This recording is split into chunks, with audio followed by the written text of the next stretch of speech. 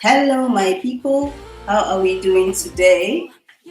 It's your girl Chinelo, and I want to welcome you to another edition of Let's Get to Know You. If you can hear me, please write hi in the comment section so that I know that you are hearing us properly. You can hear us well.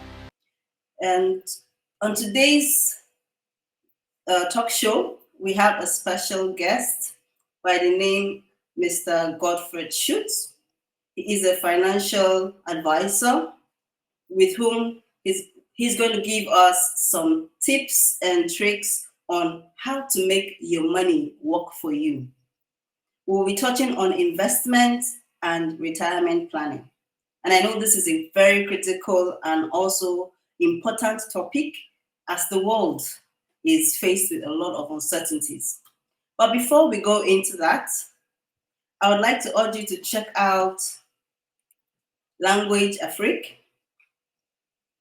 Language Afrique is a language school tailored to help you learn different African languages. The registration is on until the 31st of March 2024 for the next cohort. And you have the option of learning different languages such as Swahili for those thinking to do business in East Africa, or other languages such as Igbo, Yoruba, Twi, Zulu, and a host of others that your kids also can benefit from to learn the language and also to learn the culture. So now back to our topic for today. Yeah. Today's topic is on investment, and we have our special guest by the name Godfred Schulz. Like I said, he is a financial advisor, and I will just give a brief introduction about him, and then he will go deeper. So our guest, Godfred Schulz, studied aerospace engineering at Bedford University, United Kingdom, furthered his expertise by completing a master's in engineering. He worked as a subcontractor for Volkswagen and Seat, contributing his engineering skills to the automotive industry. He switched over to the medical industry by joining Vega, a high-end medical company known for its cutting-edge medical technology. He has worked with Airbus, a global leader in aerospace, specifically in the strategic management field. He's currently in the business consulting field, and I'll let him do more of the talking as usual. So, Mr. Chips, please, you have the floor. Tell us more about it. We want to know you more before we go into the topic of today. Please have the floor. Have the floor. All right. I hope you can hear me loud and clear. Yes. Sorry, Okay. before you begin, if you have questions, please drop your questions in the comment section. We'll take them as we go on. Thank you. Please go ahead. All right. By the way, people will be always moving up and down in the office because we're still currently working. So if by any chance the background noise comes back in or it's loud, just let me know so I can just communicate it accordingly. So Okay, that's basically speaking, yeah, introducing myself. Yeah, we could talk about the engineering degree and everything around it, but as I know, the whole purpose of today's meeting is really to get to know me a bit and also to think about the opportunities that we have here in Europe. Because one thing is we can run around with our degrees, shout out aerospace, Airbus, and so forth. But just a little bit to myself. In my case, actually born in Germany, raised in Ghana partially, also lived in the UK for a while, and yeah, I've been jumping careers, which I went from engineering all the way to business consulting, and I'm also doing financial consulting at the same time. Because one thing that I noticed is that a lot of us, we are very ambitious, but the German language tends to be a big challenge for most of us. So in my case, I've had the blessing or the experience or the luck. I've been fortunate to actually see different areas of things in this German economy, and I also do a couple of things in unions with Africans to support and see and understand the challenge that we have. And in this case, yes. engineering degree is there, but my primary focus today is more to be their financial advisor, help people understand the insights of finances regarding any related thing that we know from back home and how to implement it here. So I would welcome as many questions as possible, because the more questions we get, the more personal this seminar or this education round will be. Because we said ownership, property ownership, and investment and retirement is the focus. But for any question that comes in, we can make it more specific because we have different presentations to adjust to every question. All right. Thank you very much. Thank you Or so do you want me to much. move forward? Yeah, we can now go into the topic. Okay. So, one thing I like to do in order to really help people understand what we do and how we do things, and that's why we are actually starting with this presentation, with this picture, is regardless on what we talk about, we are saying property ownership, investment, retirement. All those things are dreams that we want to achieve, which I understand. But for the people who are on right now, who have been able to join on time, if you look and try to just comment into the section, it would help. If you look at these pictures right now, what would come to mind? Just let me know. I'm going to give you a couple of seconds. Feel free to write it on whatever platform we are on. We'll see it on the message here. But while you are looking at this, use it to dream, because for everyone who's been here in Europe, abroad, we all came here for a reason. We didn't just come here to sit home and watch television, I hope. Although, yeah, African entertainment for me personally is more entertaining than other things because I can relate more to it. But as a matter of fact, as we continue, one thing that I normally hear when people look at these pictures, I always give an example. If I have people who are at university, the first thing they would say is, what I can see is graduation, vacation, holidays, fun. If I have parents, I tend to hear the answer, oh, good life, family, house, also sometimes vacation. If I have people who are in the older ages, all of a sudden what they see is actually where my picture is on, retirement. And those are different things that people see. And that's why I like using this picture, because generally speaking, when you see this picture, the main thing you need to understand, what you tend to see or visualize for yourself are your own personal visions and goals. And before we talk about the specific of each other, I'd like to help you understand exactly what the financial advisor does. Therefore, the main element or the main part that I would like to start off with in this case is really, let's see if my touch screen is working, and it's not. 1 second. Okay, there we go. So the main thing that I would like to address in this case primarily is the element of what a financial consultant does, because I'm a financial consultant but also work a lot in the business segment. But today is not going to be in the business advising, but generally the understanding of financial consulting. So the basic and simple way of explaining this is very simple, and there's a short delay. Okay, it's very simple. We all are clients somewhere. And this is an animation, so you can just follow it as it goes. We all are clients somewhere, regardless on if it's being in a bank, having one or two insurances, but we are clients somewhere. And the main element behind it is that while we are clients somewhere, we all have certain wishes and goals, which falls back to the picture that I'm showing you right now. And I can see a big delay because it went one step ahead, but I'm not going to go back. But the main thing is we all have wishes and goals. And as we know, regardless on the pictures that I showed you, anything that you want to accomplish in life, if it's buying a house, vacation, anything related to it, do you believe that you can accomplish those things without financial measures? Because from now, okay, actually, let me give you the time to answer the question for yourself. Because without financial measures, a lot of things are not possible. I always say money does not make us happy, but money plays a big role in the economy that we're in today. So we need to understand that we need to use it and leverage it for our advantage. And one main thing I always say is there are five main pillars of finances, especially here in Germany.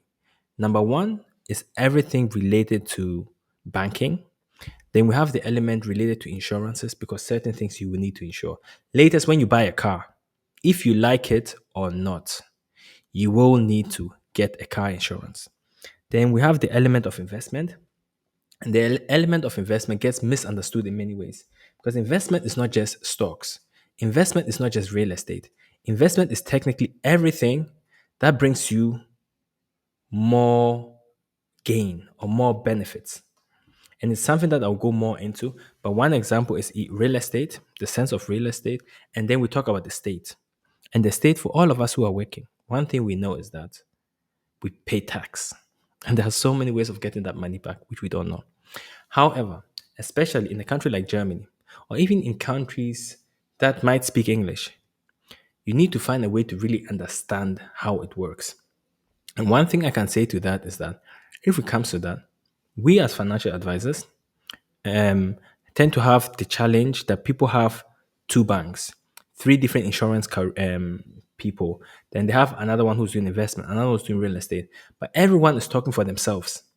And the challenge is if you only, and I had this example today in the morning seminar that we have.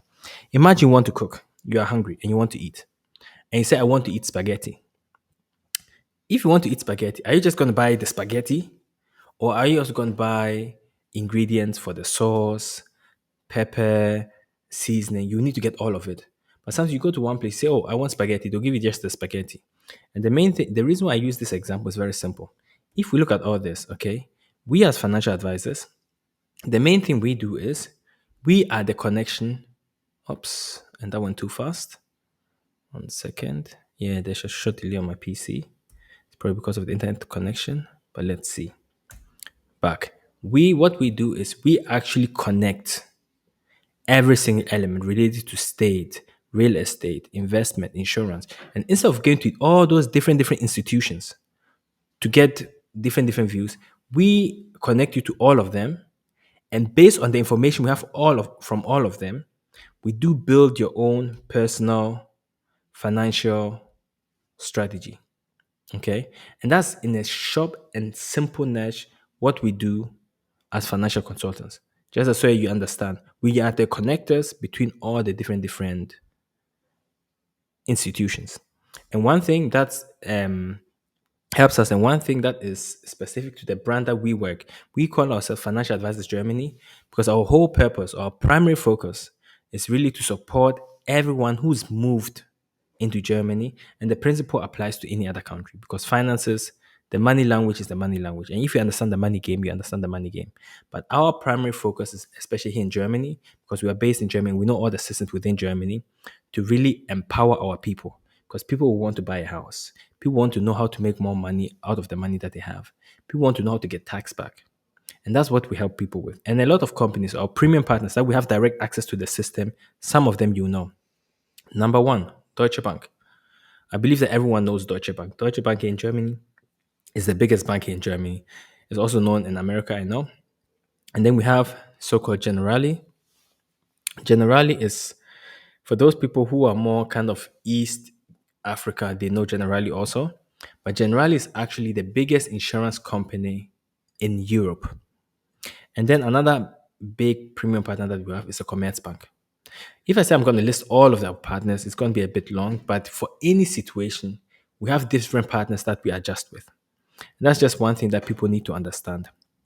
So based on this, what I would like to, the first thing I would like to ask is if anyone has like any specific question, or if you have anything to add to this before I actually also introduce myself in the position that I am here right now.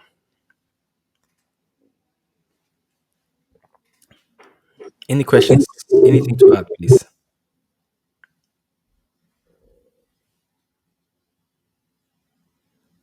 I'm not hearing anything and I'm not reading anything. So I'm just going to just summarize a little bit about the element before we actually start with the input. One thing is, I said, your speaker of the day is me, Godfred Schulz. I've already been introduced, so I'm going to skip this. But one thing people also need to realize that yes, I can talk about my engineering degrees, but as we are talking about finances, we need to more focus on the financial certification that we have. In my case, I'm having the certification for insurances, for investments, real estate is also a point. And the main thing that you need to understand, and that's the disclaimer that you are seeing on the on the right button, which is everything that I'm going to explain right now is going to be the principle of financial consulting. Depending on your personal situation, things might need to be adjusted in one shape or form. But as long as you've understood the principle, you can use that insight to actually position yourself in the right way and also ask the right questions. And one thing I said, regional branch here in Hamburg, we do actually have clients all over, and our team, which you're going to see here, is diversified. We are having people from China all the way to where China is there, all the way to Portugal. And the whole purpose, as I said, our primary goal is to really emphasize on the element that we are focusing on expats or people who have actually moved here to Germany. So at this point, okay, I can see that in a normal case, there should be a QR code in the middle where you could literally scan and ask and answer one or two questions, which for whatever reason is deactivated. So therefore, I'm just going to skip that element and ask if there are any specific things you'd like me to address in today's meeting.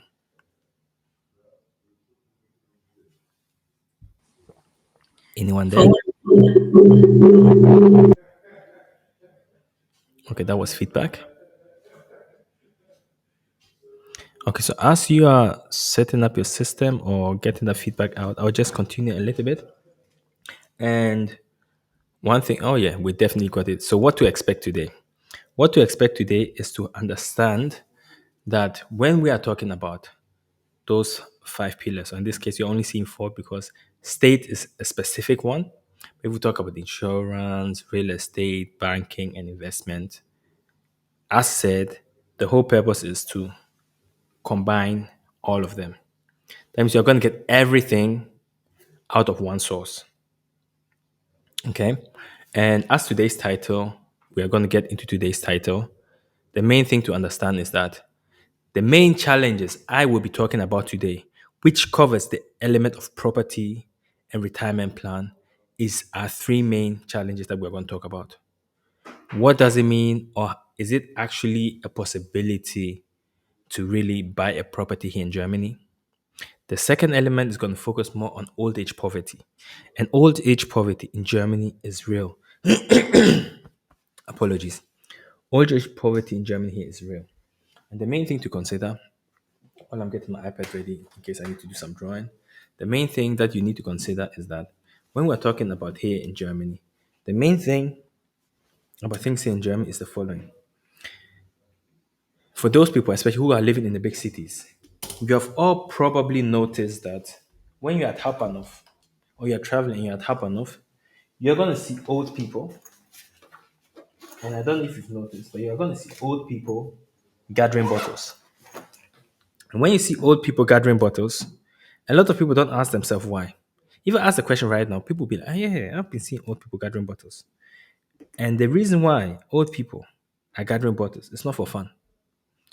Most of the time is because what they thought they would get in pension or what they are getting in pension is not enough to fulfill their needs and pay their bills. And one big element, which is the last point, is the element of inflation. And we all have experienced the main power of inflation in the last couple of years. Before Corona, when I talked about inflation, some people will know about it. Some people will just laugh at me and be like, Godfrey, inflation is not a real thing. And those are the main things that we'll talk about because those are the main things that affect the element of real estate acquisition and the element of pension. Therefore, and please interrupt me whenever because I'm going to move on till I see that the system is working. You're back on.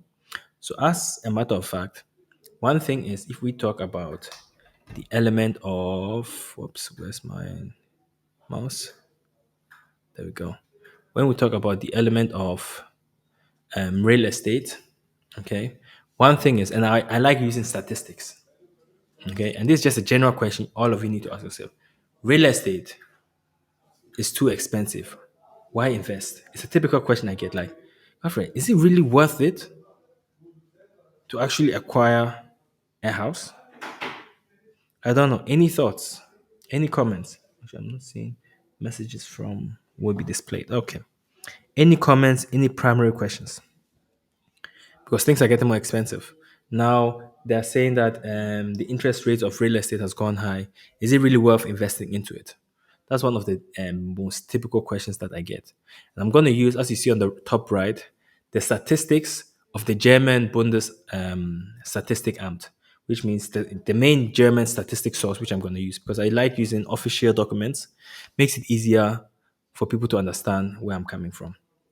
So when we look at this, and this is just going to be a short side story because, as you know, a lot of people have been moving into Germany because of different crises. And one thing to understand is very simple. In Germany, these are the numbers of immigrants moving into Germany annually. 2011, it used to be around 958,000. Okay. 2015, which is the year my son was born, there was a very big spike of 2.1 million. Does anyone know? Does anyone know? Does anyone know what happened in 2015 by any chance?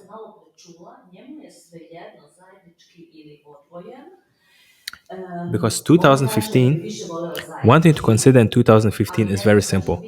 In 2015, that's when everything started happening in Syria, where the people from Syria started moving into Germany. And that's where this spike is coming from. You understand? And at that time, a lot of people moved to Germany. And it started dying down a little bit. And then 2021 to 2022, we had the big jump of another 2.6 million. So the big question is, what happened 2 years ago? Buy a house in Germany. Okay. Oh, the interesting questions coming in. So basically, based on this, one thing you're going to realize is that more and more people are actually moving into Germany. And it's something that we definitely need to consider. Okay. So based on this, another part that I wanted to also show you is at the first one, we had people who were immigrating to Germany. And believe it or not, while people are coming in, people are also going out. So I'm going to jump back and forth. Here you can see 2015, about 900,000 left. And going back, 202 million actually entered. The year after, 1.3 million left. That means a lot of people who came from Syria, when things calmed down or when they found a place, they found their way back. But this is not only about the Syrians. This is all overall statistics. This is not separated to certain nationalities. But as you can see, there are always more moving out than moving in, which is why I have another graph where you're going to see exactly how many people are actually staying. So in this graph, and it's a lot of numbers, and I don't want to confuse you with numbers and graphs. But one thing you can see is since 2021 and 2011 to 2022, the average increase of the German population was 5.35 thousand. 535,000. So based on that, Germany has been growing, or the people moving into Germany have been going up and up. And it's a very important factor to consider. Why? Because as you all noticed, rent is going higher and higher. And we all learned this at school, or we've heard it somewhere before. Supply and demand. The more people are here, the less apartments and houses we have. And as long as we don't have enough house and the building part is they are not following up with the amount of buildings they need to build, the more rent is going to go high because people are going to pay more rent as long as they have an apartment. You understand? So based on this, the living, the will to live in your own apartment or in a house is always going to be high demanding. And let me just give you a bit more specifics to that because one question I also ask is, do you really think it's making sense to own your own property or should I just pay rent and live based on rent? And when we talk about rent, one thing we need to understand is that rent is just one point of the element. And I don't know, see, I don't know. I said interrupt me when you have questions because one question that came in, which I'm gonna actually definitely gonna come back to is buying a house a liability or an asset? And that question I can only answer it with it depends. It depends how you use it because liability and assets is a very important element that you need to consider. Okay. And as you can see, there's still a lot of movements here in the office. But and one thing I want to understand in Germany, okay, one thing you need to understand is that, honestly speaking, over 80% of the people would love to have their own apartment or buy their own house. But the fact is that a lot of people are not able to or don't have the patience to put the money aside because only 40% of the German population actually own their own ownership. And based on that, if 80% are looking for some and 40% only have it, they need to consider the fact that there's still going to be a high demand. So let me give you an example why it's something you need to consider. If you look at this, and I'm just realizing it's German. If you look at this, these are the statistics, also from the statistics central, where you're going to see how. Oh, okay, I know what's going to happen.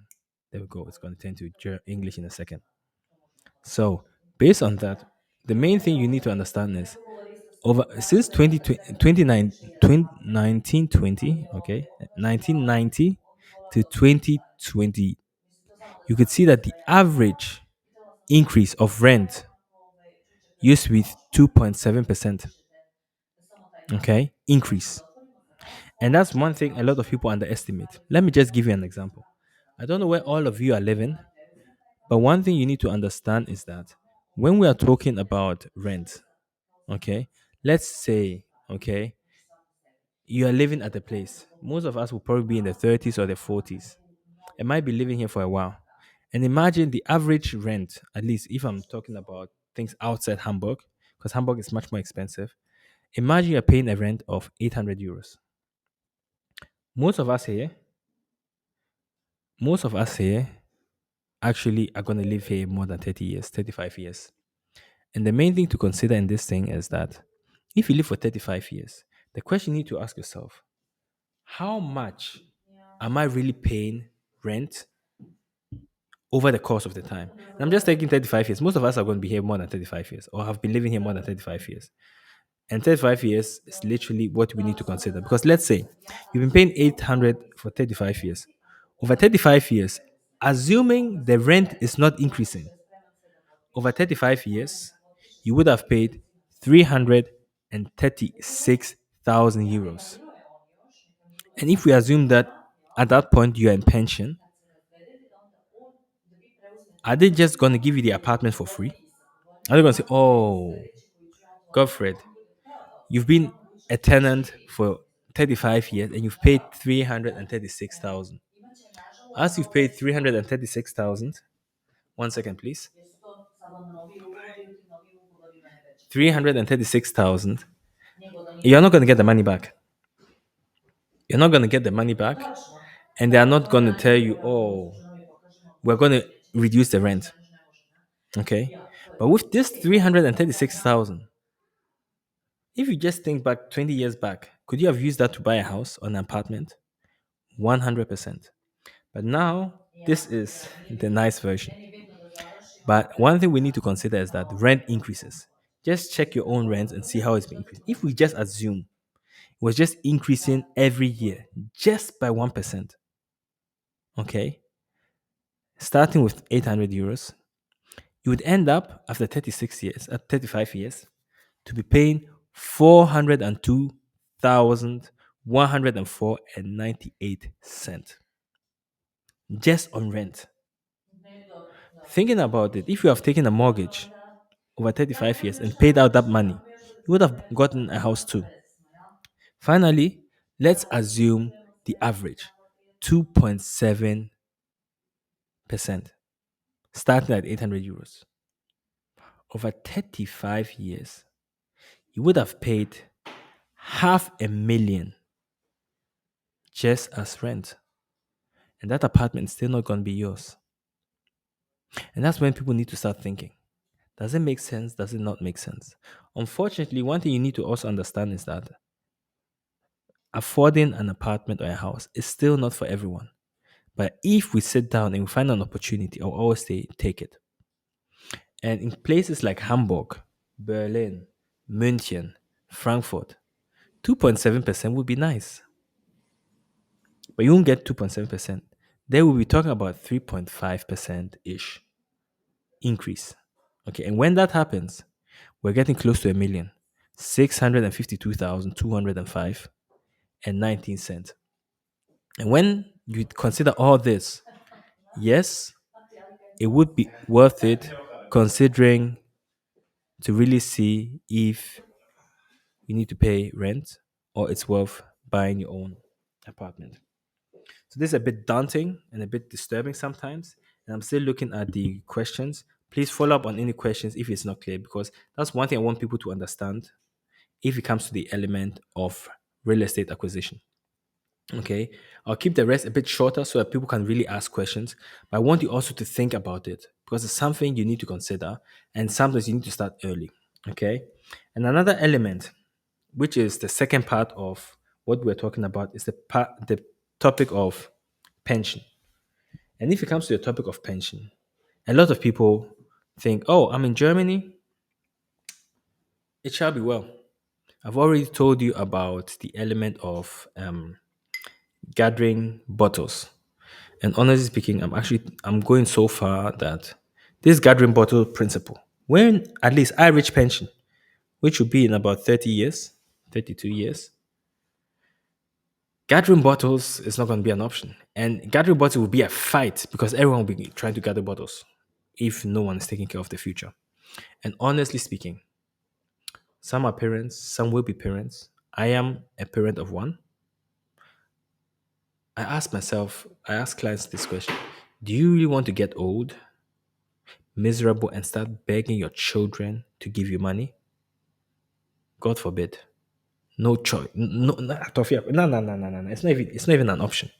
But at the same time, after working so hard, so tough, day by day, nobody wants to really, really suffer in old age. While you are weak, you don't have the strength.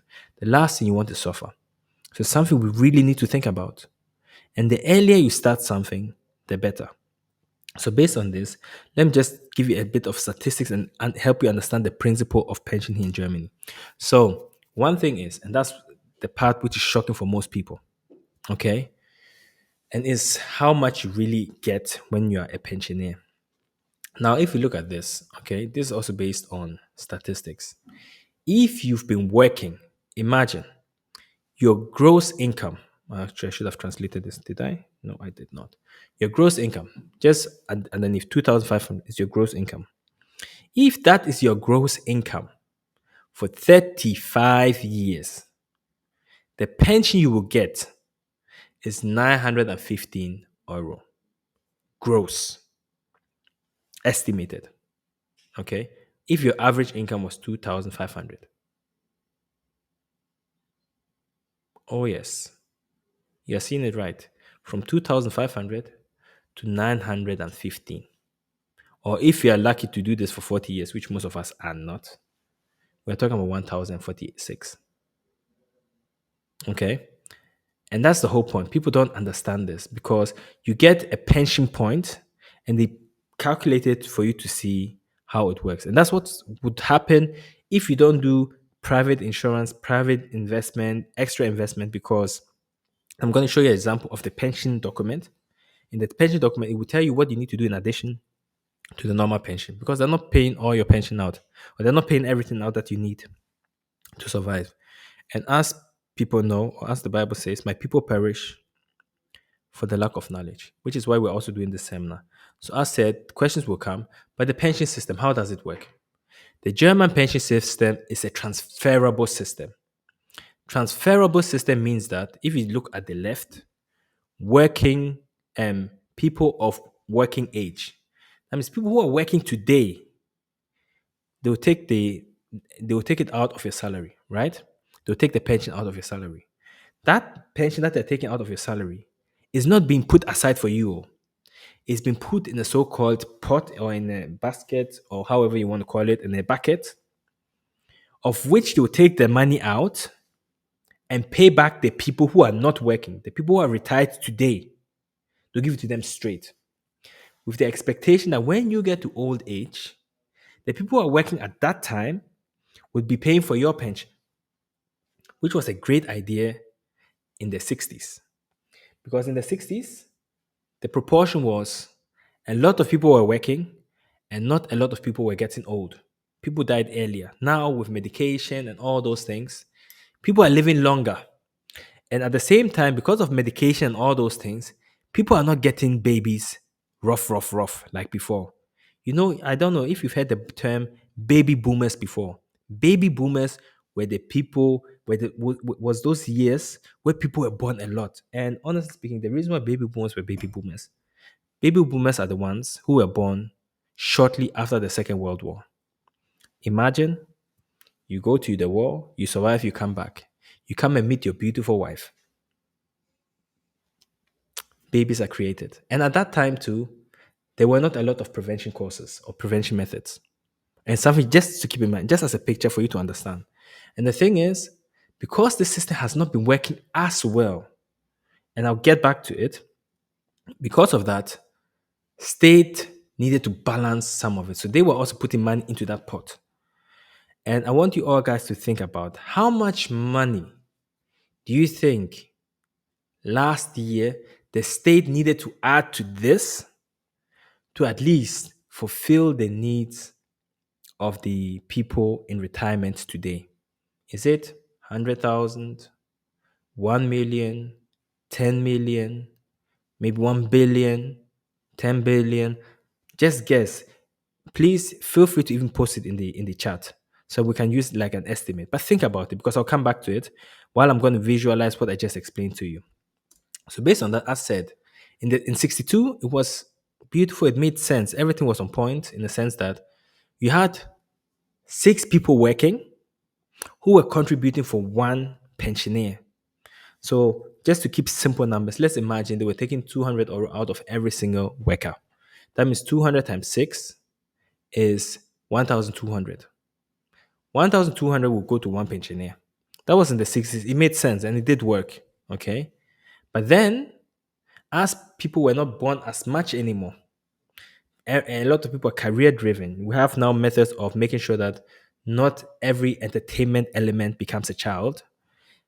It started changing in 2020 to the fact that we actually had, statistically speaking, 1.8 people contributing for one pensioner. I go back from 6 over 50 years to 1.8. And that is where the issue is with this system, with the transferable system. And those results are now coming up more and more. And that's why the pension is becoming less and less. And the state needs to add some on top of it. And based on that, the estimation, which is just an estimation, and it's actually not that far away, is in 2030 that it might be 1.5 to 1. Personally, I don't think it's going to be 1.5. It might be a bit higher because we have some people moving into Germany due to the crisis and so forth.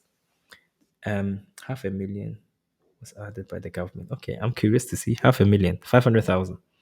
Okay, so based on this, back to this actual graph that I'm talked about, and I'm actually going to answer this question. 500,000 is 500,000. 500,000. That's okay. That's 5 zeros. Did it? Okay. But honestly, and you can Google it. Please feel free to Google it because everything I'm giving is based on statistics. We're not talking about 500,000. We're not talking about a million. We're not even talking about a billion. We are talking about 112 billion euros, which needed to be added today, actually last year, to make sure that all the pensioners today can some way, somehow survive. I repeat, 112, not million, billion. And that's today. And I said things will get worse as time goes on. So the question is, how reliable and how stable can this system work? And I really, because I know we have people here, or I can see your face expression. You want to say something, please? It's quite surprising because it's a lot of money we're talking about, and still we're having this issue of people not taking going back to work seriously, and thinking, oh, the government is going to pay, and not even thinking of the fact that pension The pension time inflation is going to affect that as well. And this figure Mhm. is alarming, really. I know the first time I saw it, I first I thought it was a joke. That's what I'm saying. Everyone Google. Just enter Steuern Zusatz für Rente. You'll find it everywhere. Actually, I don't know why the source is not here, but if you just Google it, and I can see you typing, please Google. You'll be surprised. You'll be surprised how much money the state is putting in things like this. But at the same time, if you don't get enough pension, honestly speaking, you will not have the right to complain. Why? Because let me show you this example. Actually, we can skip this because this is showing how much you need to earn and how much you're going to get. I already showed you that. But one thing is, this paper, for people who have been working for at least 5 years and are above 27, there's something called Renteninformation. It's written on the left.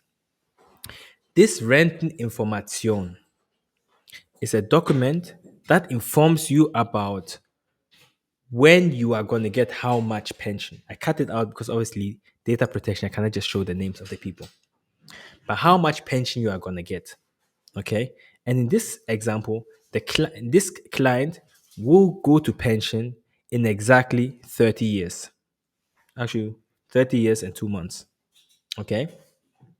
And the average income of this person at this point, okay, gross, is 3,500. And they are saying in this that based on how things are going, the person will get pension about 109 1,912 1,919 euro pension, assuming that the person will be earning this till then. And which is, I didn't mark it here. No, actually, the assumption is your income will increase by 1% yearly. Okay. So based on this, one thing you need to consider is this is 3,500, and please is brutto, gross, brutto. After that, tax are deducted and so on. Keep that in mind. This is not what comes to your account. Okay. And then you're going to get 1,900. There's one, when people see something, oh, 1,900, somewhere, somewhere is okay. And that will take me to the third part, which I'm going to emphasize more is inflation. Guys, don't forget, we have something called inflation. 1,900 euro today. This guy is going back into pension in 30 years. What you can do with 1,900 today in 30 years is like having, I'll show you in a minute.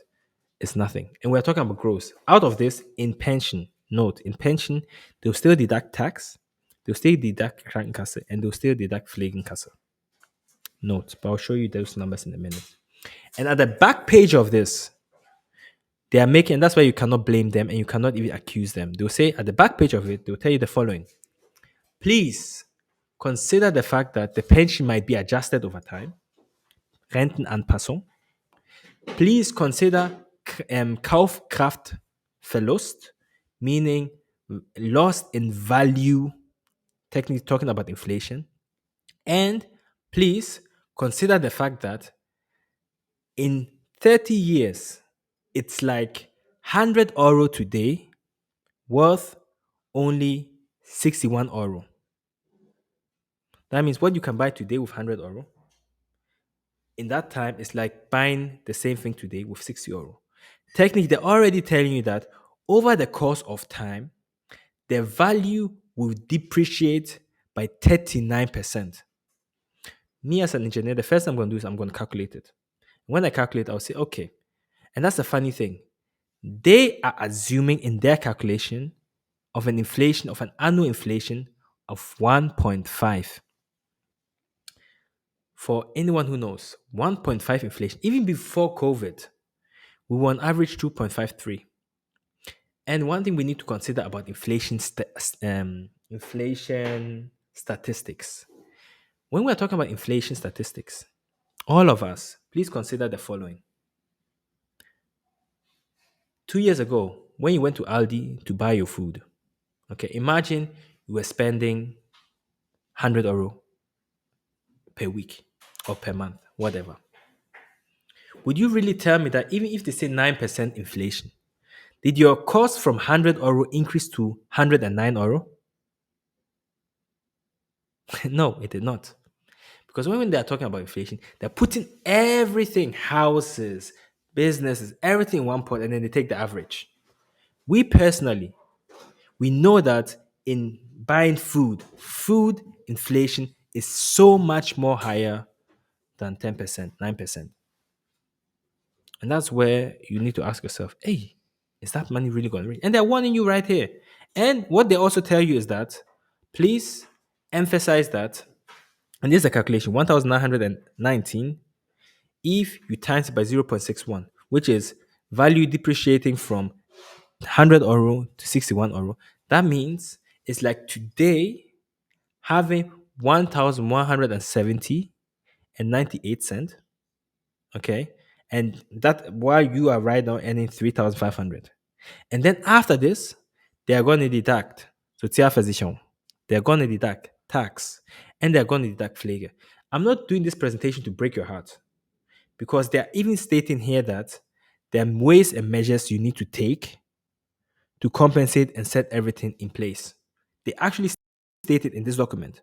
And I did not mark it, but if you look in between those two, they will say you see, let me see out. I can oh yeah. So pen, there we go. So watch this. If you look over here, it will say, please Berücksichtigung, consider the fact that okay, you need to do you need to also have things like private pension insurance. You need to consider the fact that the money that you are getting is not going to be enough for your future pension. They are telling you here. So if after 30 years you're coming to say that, oh, I did not know, they will say, since you were 27, we've been sending you this letter every year. How could you say that you did not know? We've warned you. You understand? Bureaucratically speaking, they've done everything right. But who reads those letters? I speak German fluently. Before I got into this area or I started thinking about those things, I never thought of ever reading this document. Believe me. And most people don't, not even the Germans, unless they're aware of it. And most of the time, oh, actually, I marked it. I didn't notice. Okay. And most of the time, people notice this issue when it's too late. If you are 64 and you now realize your pension is not enough, what are you going to do in 3 years? Believe me, the earlier, the better. And having a real estate or a house is also an element to help you because when you have an apartment, do you need to pay rent when you're in old age? And if you're not paying rent and you only get 1,000 euro, can you survive? No. Technically, yes. If the 1,000 euro is only chop money and you've paid your house and you don't need to pay the mortgage anymore, that means all the money is left is only chop money. You understand? By the way, don't be surprised if I'm looking down because the presentation is in front of me and I can see the camera and everything beneath me. So don't be surprised when I'm looking downstairs. Okay, I said downstairs, down. So as said, I still want to give a little bit time for Q&A, but as said, this topic is very sensitive. And as said, inflation and this picture, everyone can relate to it. Everyone can relate to this picture, especially for the people who've been here for at least 10, 20 years. I remember when I used to give wifey money for shopping, it looked more like on the left, on the far left. Today, if you're going shopping, you can still, with that same 50 euro, you can see the bottom of your Kinderwagen, I said, of your shopping car. You can definitely see that. Before, at least it was full. So just think about it. And that's why people are struggling. And that's why people are really, especially the old people, are struggling. And today, it's a coincidence, but today I took one guy, I met him, we were talking, and then I took him across to my office while I was driving to the office because he was living nearby. I've been talking to him and whatnot, and he works at Aldi as a security man. And this guy was telling me about how many people have been stealing and being caught. He said, at least before it used to be like 80, 60 to 70 people who were caught every week stealing. 80 people. Now, the average is 100 people a week. 100 people to 110 people getting caught. stealing food at Aldi. I was like, huh? 400 people. And those are the ones who are getting caught. Oh, we're not talking about the ones who are not getting caught. But it's so alarming to see. And he said he actually caught one woman. This woman was 92 years old. The things that she stole was worth 13 euro. For someone to get out of their comfort zone, honestly, I'm not going to blame a 90-year-old, 92-year-old woman who does it, because then I know that she's desperate. And it's something that, honestly, I'm not saying all this to scare you people. I'm saying all this to raise awareness. Because sometimes we get caught so much in our work, our hustle, hustle, hustle. We don't sit down to think about it. Because most of the things I'm saying, I'm sure. Now thinking about you, be like, I didn't need Godfred to tell me that. Actually, sitting down right now in calm, thinking about it, makes me understand this problem. But we are most of the time, especially when we are not from here, caught in a lot of stress. We're here, visa, children, language. It's a lot of things. It's a lot of things. But still, there's a saying that lack of knowledge will not protect you from the punishment. At least that's a bad translation, but at least you understand what I mean. And Yeah. that's why I always talk about this, because at the end, and this is just, and you can even Google this, is it shows how the economy is growing. Expenditure, expenditure, expenditure. We're in a consumption environment and things are being bought. And this is actually the transition from inflation to investment. When we talk about investment, like typical investment, shares and so forth, bonds and so forth, you are investing in the economy. I already said that everything gets more expensive, right? So if everything is getting more expensive, are the businesses making more profit or less profit?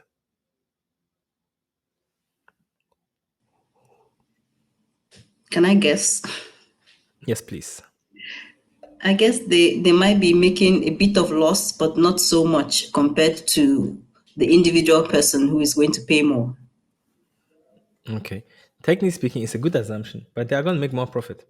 The main thing is at the end, they increase the prices because everything is getting more expensive and they can increase it as they want it to survive.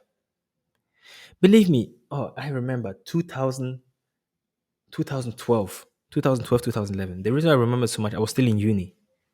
And it was like, man, if you don't have an iPhone, you don't have an iPhone. To have an iPhone, you a guy.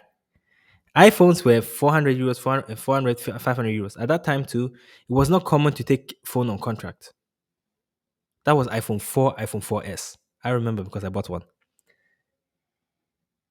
And at that point, it was tough to get an iPhone. Now, people are buying iPhones for how much?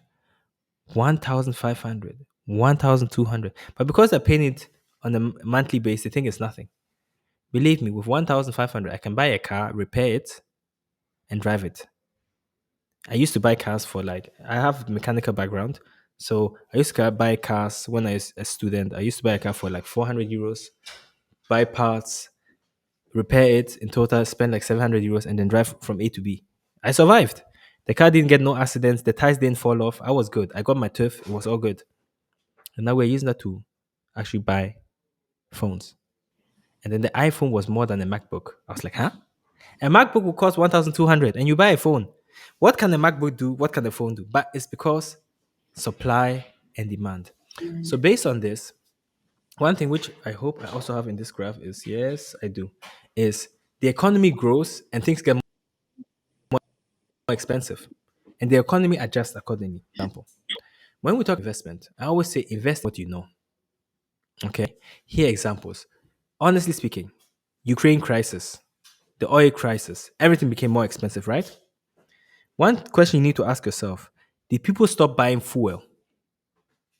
Fuel became more expensive. Did people stop buying it? Technically, no, because you still need your car to get from A to B. Yeah. Yes? Were you guys still brushing your teeth? Or did you say, I don't have enough money, don't let me brush my teeth? Did you even notice the toilet roll issues during the Corona time? People were still I buying it. forgot It about it, was man. terrible. And they were even buying it more than before. Yes, And they so didn't care about the expensive. price. And that's the whole point. In crisis, our survival mechanisms, food, toothpaste, and petrol, ice cream once in a while you want to enjoy yourself, you're still going to buy those things. And that's why the economy always grows. And they can adjust the prices how they want, you still buy it. You might not buy as much, but you buy it. Because would you tell your children that, oh, inflation, today we're only going to eat water and bread? It's not going to happen. Okay. And that's one thing we definitely need to consider. So, one thing you need to understand is, and I'm going to jump one skip, is when we talk about investment, okay, investment is the economy going up. And I'm going to explain this in simpler graph. When people talk about investment, they make a lot of noise. Oh, investment is the best thing that you can have, which is true. But investment, you need to consider the one fact. It goes up and down. If we look at this graph, it goes from 2009 all the way to 21. I know, actually 22, the war. They say, oh, over those 11 years, we made a profit of 257%. Investment is the real deal. And I will agree. But most people don't explain it properly. If you look at this graph, this green and this blue graph, do you see those ups and downs? And if you look more to the end, actually, let me get my pen out again. If you look more to the end, you're going to realize that there was a big drop over here. That's when people's heart stops. You know, if you follow this up and you check the date, no, actually, this date is wrong. This is not okay. Let me cancel this. This is not to this. If you go down here, the line down here, whoops, this is 2020 March. March 2020. Does anyone remember what happened in March 2020? COVID. COVID. Everyone stopped working. Everything froze. And what happened to the investment? It plumbed. Dropped. Yeah. But regardless on if it plumps or not, after everyone recovered from the shock, did people start buying food again? They No. did not go to Aldi, but they started buying them online. And guess what? Within a short time, the investment started going up again. And before you knew, in less than 1 year, we were back to where we used to be. And the economy is still growing. And then, watch this. This was 2020, beginning of 2022. You remember what happened beginning of 2022? Exactly 2 years ago?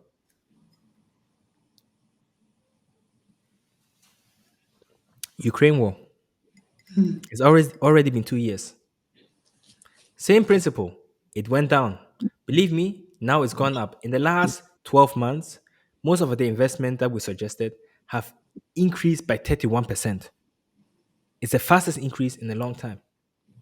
31% in 12 months. Rarely happens. Don't use that as your base. Rarely happens. But the thing is, what people don't explain if it comes to investment is what I technically already did is investment goes up and down. This is the same graph. It's going up and down, up and down, up and down. And we need to consider that. And that's how investment works. There are a lot of movements in there. You understand? But over time, all these movements, the economy always goes up. It goes up. Normally, if I was doing an investment seminar, you see, I'll show you over 20 years, over 40 years, over 80 years. And you see that overall, the graph goes up like this, but it still goes up over time because they will always adjust the prices to the current situation. That's why we all know right now what I can buy with 10,000 today in 15, 20 years, I will not be able to buy the same thing. We already know that because economy grows. The iPhone is never going to be 1,500 in 10 years. If they're still there, they would say that, Omo, please give me 3,000. And what are we going to do? We'll say, oh, I'm only paying $100 a month. No wahala. Because salary will adjust also. Just keep that in mind. So, as a matter of fact, summarizing, and it took a bit longer because more profit. Exactly. Um, I actually extended it a little bit, but you can see this topic is actually a sensitive topic, and we actually in this case went through this seminar this lessons actually a whole hour because it's a topic we should not ignore. I'll still leave the floor open for questions and answers. Unfortunately, there were not that many questions that came in. That's why it became more of a monologue. But I hope still the value and the understanding of what is important came across. And I always use like to just to summarize what I'm talking about. I always have a separate where I talk about how to build a stable financial strategy. And you can see at the bottom we have one, two, three, four. But today it's all about pension and property ownership. And for me, that's part of the long term strategy. We can talk about the midterm and the short term, but today, as this is the topic, we are all focused on the long term strategy and to secure our future, to not worry about all those things that I said that might scare us. We need to understand the following: the long term strategy or the long term phase for me is the harvesting phase. That's where I want to relax, chill, and enjoy my life and enjoy my grandchildren, or by God's grace, even my great grandchildren. And there are three things that you need to consider if you want to harvest old age. And that's the ideal situation. Even if you have only two out of three, you are blessed. Number one is to have as much capital available as possible at retirement. Number two is to have a monthly income source. It can be the government pension, company based pension, private pension, or ideally all three. Because regardless of how much capital you have, you need some money to always add on top of it. And the final one is to have a fully paid, and I need to emphasize, a pension, it needs to be fully paid off property, even if it's an apartment. Because if it's paid off, you do not need to pay rent. You might need to pay maybe electricity things to still keep it going, but you do not need to pay rent. And if I have 1,000 euro, let's say 1,500 euro pension, and I need to use that 1,500 euro to also pay rent, I will struggle.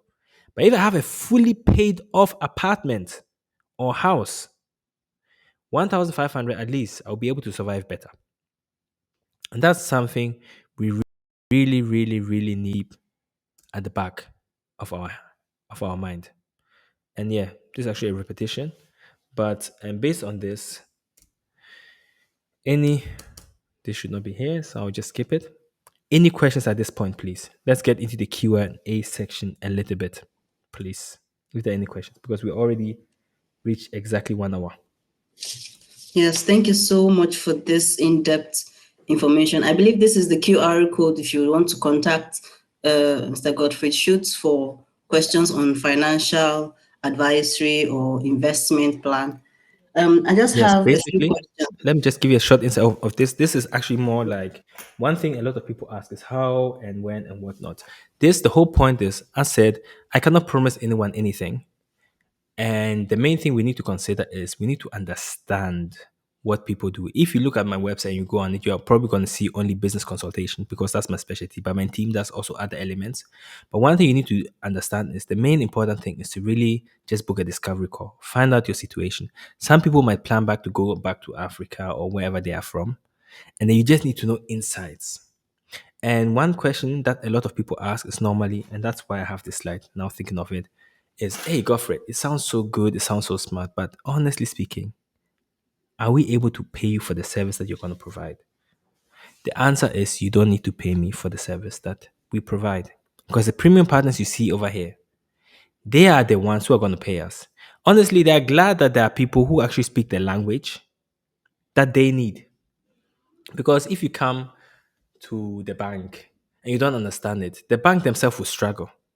If they have someone who does the consultation, who explains everything to them, it's easier for them.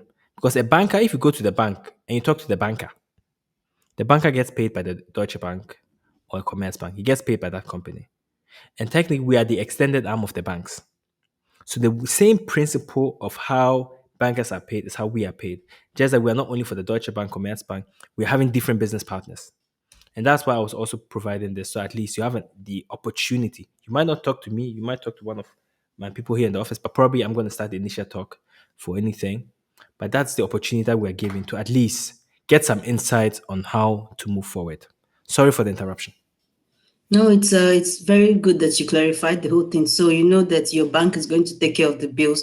Just book a call with them, with the financial people, so that they can explain this thing properly. You know, usually when you go to the bank, the first thing they will tell you, oh, you need to bring a translator. You don't need a translator when you're speaking with Godfred Schulz. A lot of people have said that they want them to bring a translator. I also had that experience when I first came here. They tell me to go bring a translator, and for heaven's sake, it's more like an international bank, yeah, Deutsche Bank. But then Mhm. it happens in most of these banks because they feel they don't want to leave the German language and start trying to explain to you in English or in your mother tongue. They don't have that time or patience, most of them. So you have someone who can break down most of this information for you. So my question will just be, I have one or two questions for you. I guess Yes, the please. questions in the chat were not much, but you said it depends when it comes to is buying a house in Germany a liability or assets. So I guess you explained that already why it's a No, I liability. did not explain it, but it's a good. Okay, you Oh want to wow, explain I it need to now? get my charger. But I can explain it a little bit now because it's actually a good point. The main Mhm. thing people need to understand is the difference between liability and assets. And the person who used those terminologies, I like that because that means the person has looked into this topic a little bit, which is a liability is something you put money in or something you buy that takes money out of your pocket. Mhm. Just needed to connect my charger, sorry. So, a liability is something that takes money out of your pocket. Okay? Meaning that,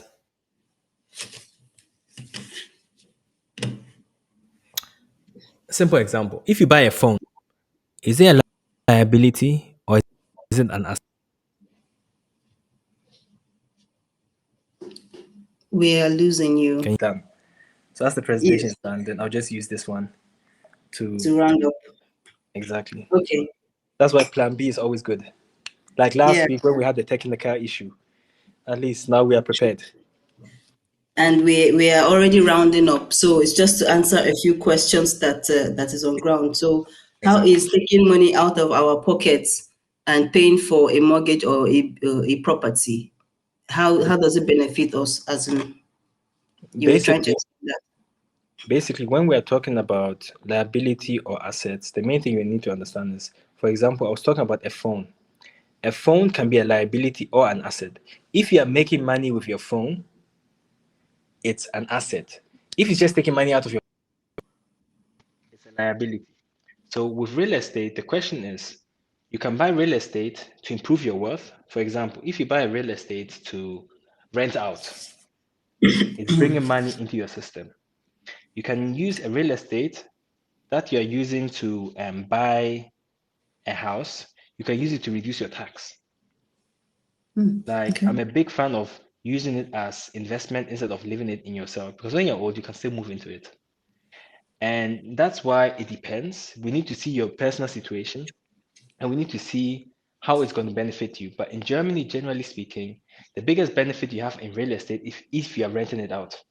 And if you plan it and strategize it ideally, it will be more of a benefit than more an asset than a liability. Because as said, house buying is not for everyone. You need to evaluate it to make sure if it's right or wrong.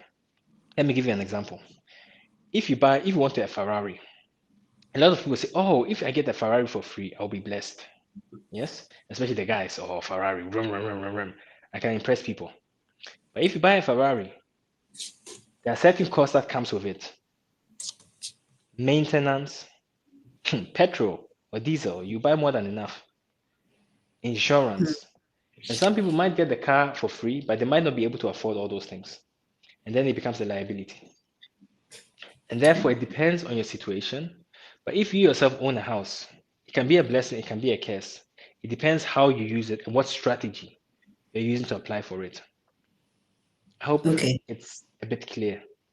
Yes, so instead of buying a house for myself, for example, I should be thinking of buying apartments to rent out and use it to reduce my taxes. And maybe in the long run, I could move into it when I get older. Yeah.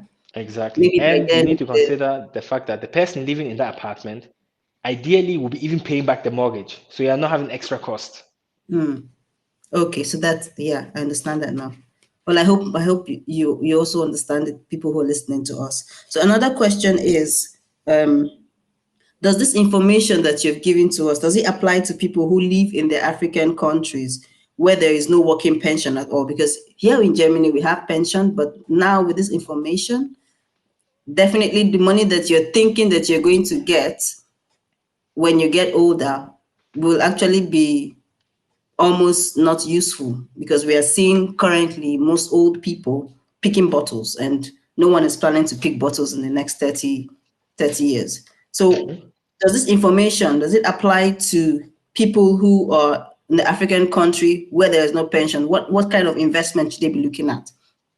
Um, okay, and that's the money and business approach that we need to consider. So if we're talking about the fact that, okay, now you're in Africa and this pension scheme is not there, then I would say let's focus on the other two, which is capital as much as possible and real estate. Income. Okay, real estate. And another thing is, when I was talking about the pension scheme, I was talking about passive income coming in more and more. When I'm talking to business owners, I'm talking about build a business that will give you a certain amount of money every month. That means if you have built some capital, find a way to start a small business in Africa, something that will give you money every month, that will give you so-called cash flow. That means you are building your own type of pension scheme. You understand? So you have those elements. So although here we have the government-based one, it's fine. But if we are able, especially in Africa, when we know the right people, we can use it as a concept. Obviously, sometimes it's trouble because it's also a matter of trust in the people you have. But if you have a business, it's another income source. So the money you could put into pension, put that money aside, make that money work for you. And in Africa too, we have different things. Our treasure bills. That treasure bill system still works in most cases. But it's important to understand the concept behind it. Okay. And I would never, that's why I have those three pillars. I would never put all in one bucket. Please do not. Because if that one bucket breaks, you go to the river, fill it with water before you get back home, It's it's empty. empty. So very important. Never put everything in one bucket and find different income sources. But first build one income source before you build the second. Because if you say, oh, and I used to do that when I started, oh, I want to business consulting, financial consulting, engineering, I want to do everything. We only have one brain. And we Okay. tend to say that people can multitask. It's a joke. Nobody can multitask. If you want to, I know that they say women can multitask. I always say women are good in switching from one thing to another. Switching. And for you to understand that it's a switch, and this exercise, I'm going to do it quick because we can round up because time is fast spent, is, I don't know, can you count fast from 1 to 10? Yeah. Just do that, please. 1, 2, 3, 4, 5, 6, 7, 8, 9, 10. Okay. Now, A, B, C till J. Hello.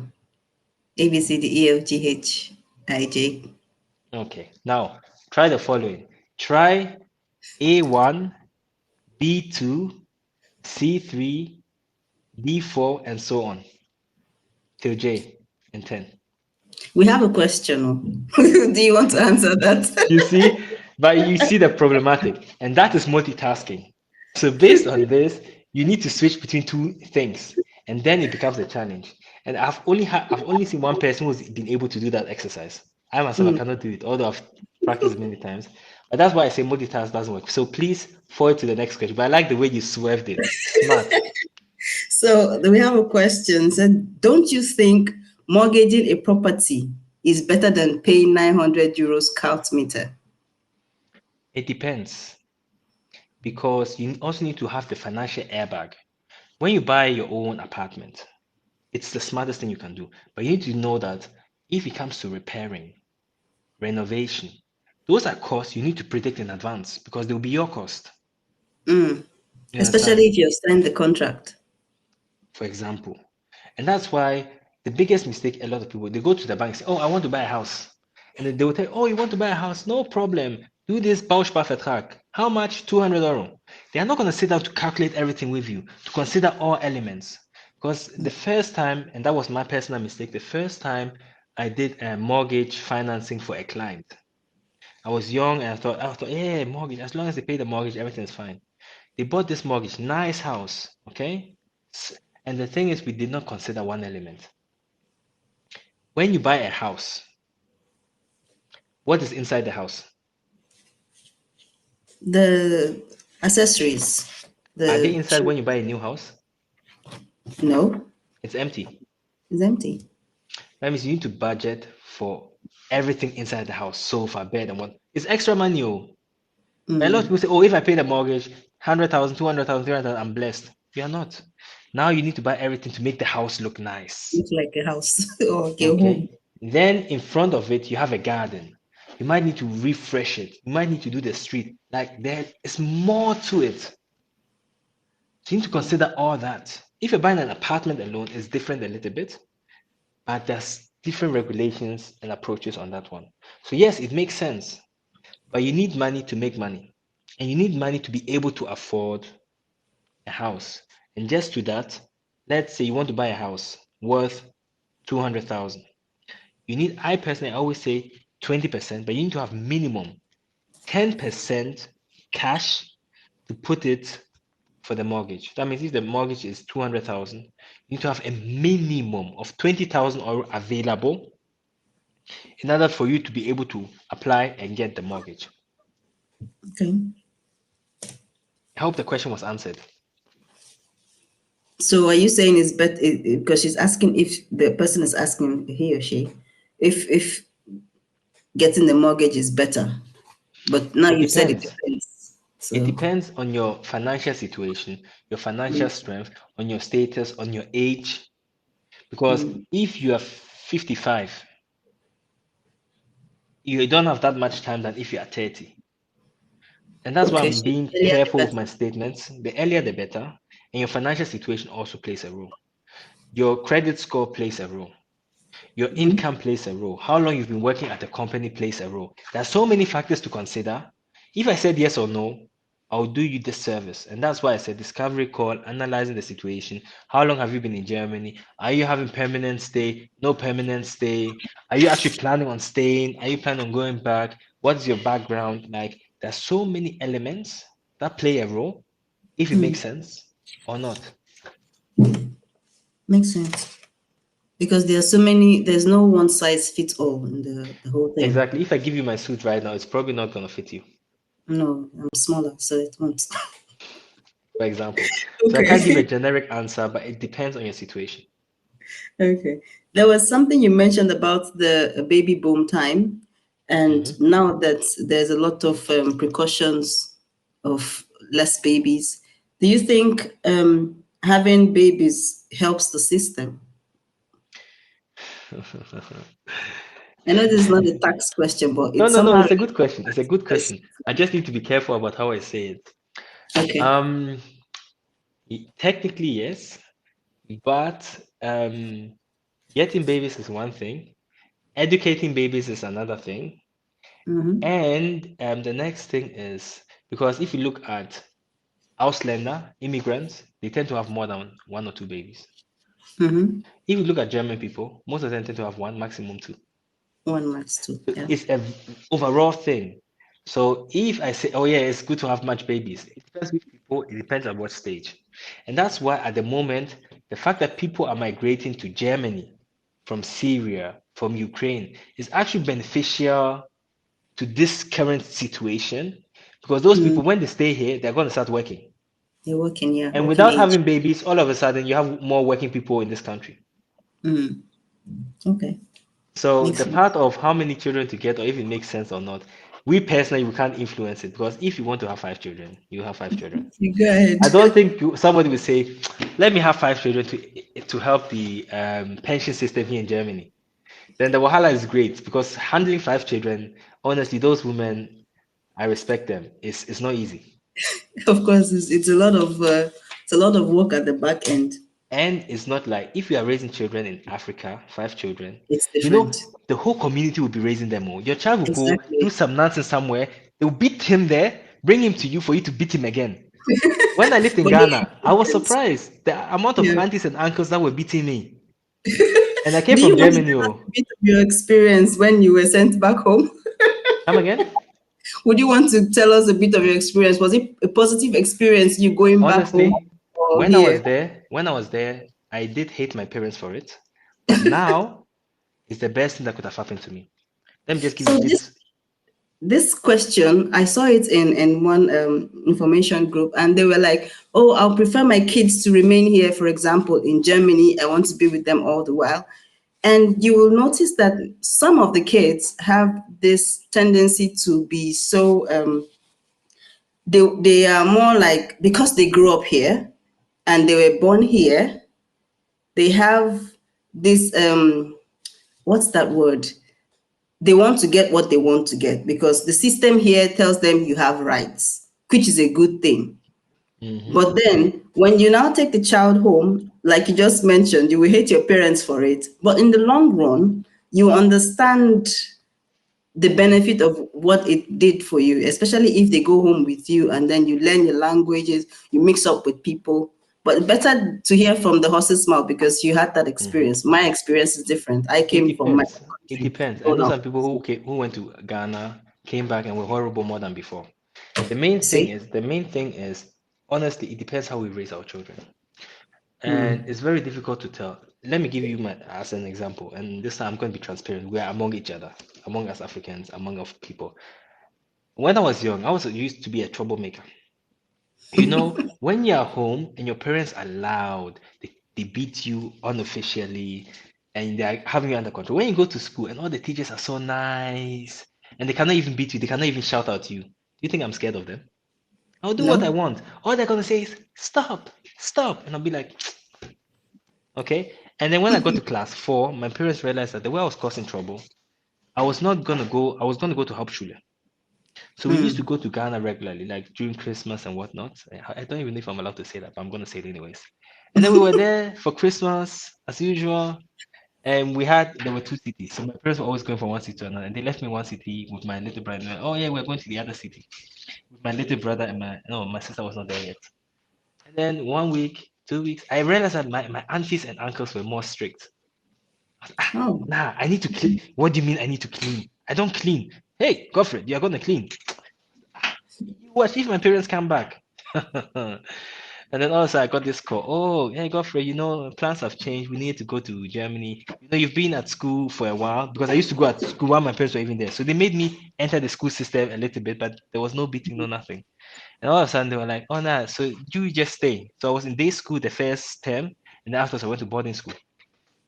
And the reason I say it's the best thing that could happen to me is, personally speaking, when you go to school in Africa, you're going to school because you know that you need that education to get somewhere. If you're Mm. here in Germany, you're going to school to meet your friends. I'm not going to school. You understand? I'm going to school to go and chill.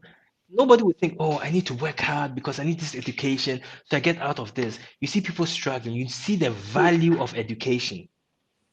Okay. And it's like the problem we have here is not that this place is bad, but it's like when you're having a spoiled child, a child who gets everything, are you going to be surprised that that child is not responsible when it's old? No, it's what you invested in. Germany provides a lot of things. Yeah. And we need to understand the German system to benefit our children the best way. We need to stop beating them and find a way to communicate with them because yes, they think they have rights. My son also thinks he has rights. But I can politically with words turn him to where he wants to be. And it's something we Mm. need to learn because you need to do what Romans do when you're Romans. You need to do with Africans what Africans do. The children are born in a new system. So we need to understand the system and know how to teach them within that system. But for me Mm. personally, it was the best thing because my stubbornness, if it was not for Africa, I don't know, maybe it would have changed. It would not. But for me personally, it made me versatile. I'm speaking 4 languages. I'm here. I can now consult German, English, African. I understand different cultures. For me personally, it was the best thing that could happen to me. When you said African, what language are you talking about? Because we have so I many okay, languages. good. I shouldn't have said African, but Ghanaian languages. I speak three Ghanaian Ghanaian language. languages. I Okay. speak three Ghanaian languages. I'm really good in adapting to different cultures because afterwards I also went to the UK. So it's like I've understood why people don't understand other people, but I understand why you cannot understand other people. Like if I'm talking to a German, like my team is versatile. If I'm talking to a German, I start thinking about where did they come from? What are their Hmm. value system? So the way to motivate someone who was grown here and the way to motivate someone in Africa is different. If Hmm. I have one partner here, he's overperforming, grew in Africa, went to university in Africa. The way I motivate her is very simple. Madam, do you want to become successful? Remember all the struggle you had before? Now is the time to make it happen. And you will know, pa, pa, pa, pa, pa, pa. When I'm having those people who have grown here, I'll say, oh, you know, you want to go on vacation every year, right? Yeah, they love That is vacation here. so important. If you don't do Yes. this, you're not going. It's different motivations, Mm-hmm. but you need to know what motivates whom. And it's the same Mm-hmm. with our children. But I said, my child is 8. I cannot Hmm. 100% already tell you how to teach her perfectly, but at the moment, from my perspective, it's working. But sometimes children are children. Yeah, they want to be kids. Now, you mentioned, you already gave us some insight of this long term investment as regards mortgage, renting, and all that, and you gave some differences. Can you quickly give us some examples of short term investments that we can consider, especially for those who are already above 50, because they do not have that time anymore to start, you know, Okay. what, If the what people are examples? old, if the people are old, okay, it's all about contingency plans in the sense that Contingency. what can I do right now to get the best out of it? You're not going to get the same benefit like someone who's 30. It's just we need to accept. But you Mm-hmm. know, the biggest pain that people realize is they are 1 year to pension. Until that time, they were thinking that everything is good. And the painful part is more them being affected by it without knowing. I had one lady, she was like, oh, I'm going to get pension, €100, €1,000. I was like, are you sure? Show it to me. And I looked at it, and she was, in 6 months, she was about to enter the pension. And I said, Hmm. Mom, €1,000. I deducted everything and realized it was only 700. That's after tax, you mean? Because the money you're seeing is not what you're getting. It's the same thing with your Exactly. payments and your salaries. When they tell you, oh, you're earning 5,000 euros, it's on the contract 5,000. But Germany takes, is it 49% out of your money? So what comes into your account is not 5,000, It's shocking. it's less. It's Most people shocking. still don't understand that fact. And that's the same thing. And the thing is, the most painful part is she thought, "Oh, okay, it's not enough, but she can balance." All of a sudden, Hmm. it's 300 or less. Wow. Yeah. Exactly. And that's the thing. And one thing, there are also a lot of misbeliefs, misconceptions, in the sense that some people used to think that, oh, when I'm in pension and I don't have enough pension, the state will pay some of it, which is true. But what the state pays is the social kind of version, Arbeitslosengeld, minimum Hmm. wage. And when they give you minimum wage, you're not allowed to work. Yeah. Because if you work, they'll calculate it You against take it. the money back. Yes. Exactly. And the moment you do that, people, oh yeah, I'm getting it. Let me go back to Africa and I'll send the money there. No, if you're getting minimum wage, the state will be sending you letters every month. They want to make sure you're still around. If you're going back to Africa and you want to take the money with you, you can go to Africa, but you only get the pension that was decided for you. If it's 200, if it's 300, that's what you're going to get, but not the additional for you to survive. I think this is what most Germans do when they travel to different countries in You're their on old point. age. So they are spending more of their pensions, and you're thinking, "Oh, he's making me feel good." You understand? Like to move to Indonesia, it's cheap. It's cheap It's to cheap. So move if you to get only some five place, hundred euro pension, if you only get 500 euro pension in Indonesia, it's you are good. money in another country. Yeah. And that's the whole Hmm. point because they'll give you the money. Yeah. Yeah. So So to short term, um, to your answer, short term is more, you need to adapt. You need to know, okay, now I have maybe 10 more years, 15 more years to my pension. What I do, one strategy I do with them, it always also differs, but one thing I always try to do is, okay, you have 15 years, find an apartment that you like of your choice, which is cheap. So you're mentally prepared for that situation. Okay. okay. Because if you are now in pension and all of a sudden you need to, they tell you, oh, your apartment was €1,000. Now you are rent now, we need you to get a smaller apartment. You don't Hmm. have a lot of time to find a smaller apartment. You're going to take whatever you get. And that's Okay. horrible. And then short-term savings, short-term strategy also means that short-term strategy means you are not going to get a lot of interest on short-term because money needs time to grow. Okay, so short-term will be things like how to budget your money. Maybe you're going to have one or two things that will give you 1, 2, 3% interest. But 1, 2, 3% interest, it doesn't sound like a lot, especially short-term. Because if you have 1,000 euro, 1% interest is just 10 euro. So the short term is more about being able to see the value of what money to use and what money not to use. That's the main thing you need to consider if it comes to that. But it always depends, and it always depends what the people have or not. But there's no short-term investment that will double your money. If you hear that, please run away. Idea 419, run away. It's not gonna work. Okay, Quick so money as comes, quick money goes. Sorry.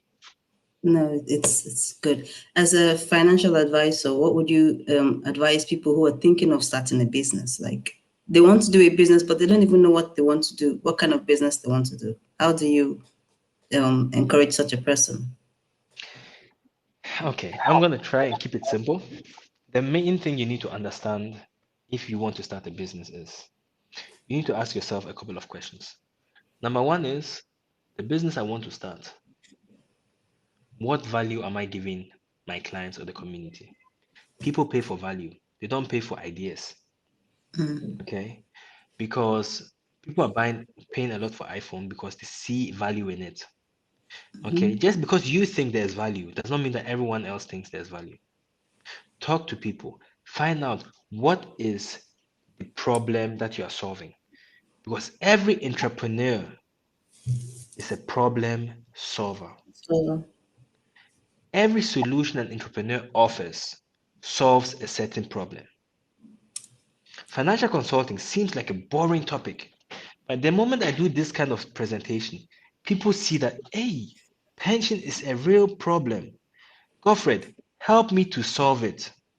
But sometimes you don't know the problem till you know the problem, or till you meet yeah, someone who has that problem. So any entrepreneur, whatever you want to do, don't first think about the money that comes out. First think about the benefit you are giving the people. Because when the benefit is there, people will be willing to pay. okay, exactly. And that's why sit down, think about the problem you're solving. Think about, do I have the resources? Do I have the finances? Am I trustworthy enough? And do I have the right people to bring me where I want to be? Because business is also a lot about collaboration, insights, understanding the system. Yeah, that's the short version. And to just give some fundamental information, understanding the system means you need to know what you need to do because starting a business in Germany is not so easy. There are You need so to know the many tax laws. system. Yes, so many laws that you need to look at. There's so many things, and you need people who are professionals in this field to explain these things in details to you. Thank you so much, Godfred Schutz. Do you have a last word for people who are listening to you? What would you want to tell them? The last word I want to tell people, yes, I put my details there. You don't need to come to me necessarily. The first thing you need to understand is you need to understand where your problem is, and you need to understand where you want to be. Because one question you always need to ask yourself is, what brought you here? What made you get to the point that you are in the last 5 years? Or what have you done to get where you are in the last 5 years? If you continue doing it for the next 5 years, are you going to make progress? Or are you going to stay where you are staying? Because if you continue doing what you've been doing, you continue to get what you've been getting. I hope you understand. So if you want to make a difference, find someone who can give you insights in the things that are different. Because today, at least, you've been able to take some time to listen to this, to know of certain challenges that might come your way. By not doing anything, you're not helping yourself because you need to start at some point. And believe me, there's no time, even if you're 65, start. I hope it makes sense. No time is too late. No time is too late. Even if it's 1% better, enjoy your 1% better than 0% better. And 0%. So before we round up, I just wanted to inform us about this opportunity that is on ground for people who want to learn African languages, especially those thinking about traveling, tourists, or your children learning different African languages. Take the opportunity to visit languageafrique.de and look out what language you're interested in or what you think would be beneficial to you.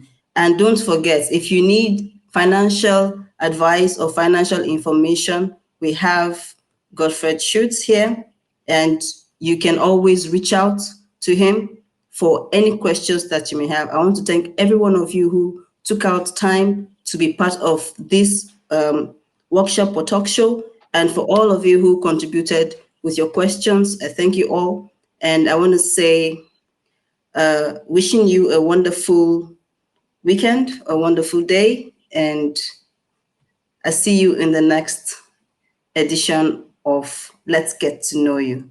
Thank you so much. And it's a Thank girl, you for having Chinua. me. Oh, thank you so much for giving us your time, Godfred. It was really insightful. I must really commend you for the work you're doing, because financial education is really, really important. People just make money, they don't even know how to make that money work for them.